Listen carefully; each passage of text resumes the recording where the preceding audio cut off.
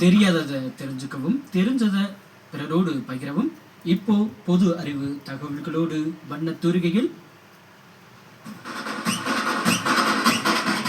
பண்பலைக்கழகம் நிகழ்ச்சியில் உங்களோடு இணைய காத்திருக்கிறேன். என்றும் உங்கள் நட்பில் எழுத்திரைக்காடு டி. கருப்பசாமி.